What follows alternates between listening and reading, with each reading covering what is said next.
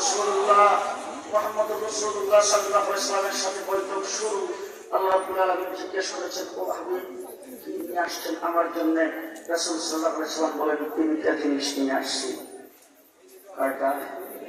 তিনটা। আত-তাহিয়াতু লিল্লাহি ওয়াস সালাওয়াতু ওয়াত তাইয়্যিবাত। কয়টা? কয়টা? তিনটা। আল্লাহ রাব্বুল আলামিন তিনটা জিনিস গ্রহণ করে রাসূল সাল্লাল্লাহু আলাইহি ওয়াসাল্লামকে আল্লাহ ডাক দিয়ে বলেন, আপনি তিন জিনিস আমার দরবারে পেশ করেছেন, তিন জিনিসের বদলা আমি আল্লাহ পাক আপনাকে তিনটা জিনিস দিলাম। শুনেন, আসসালামু আলাইকা আইয়ুহান নাবিয়্যু ওয়া রাহমাতুল্লাহি ওয়া বারাকাতুহু। কয়টা? আমার নবী দিয়েছেন তিনটা, আল্লাহ পাক আপনাকে আমিও দিলাম তিনটা। যেই মাত্র বলছে আসসালামু আলাইকা, শান্তি আপনার জন্য, রহমত আপনার জন্য, বরকত আপনার জন্য, যেখানে বসে আপনার জন্য, আসসালামু আলাইকা, আমার নবীরা দেখো, ও আল্লাহ আমার উম্মত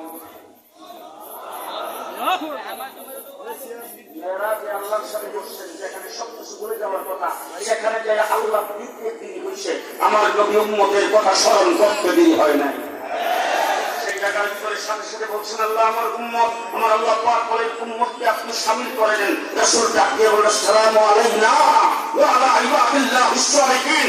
কিয়ামত পর্যন্ত আমার নেককার উম্মতকে আল্লাহ পাকের সালামের সাথে শামিল করে দিলাম।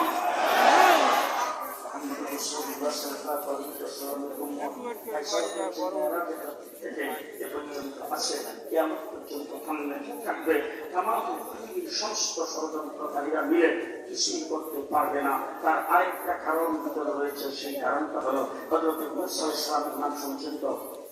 মূসা আলাইহিস সালামের উম্মতের সংখ্যা 6 লাখ। 6 লাখ, 6 লাখ। সুযোগ সুবিধা কি? মান্না ওয়াস সালওয়া।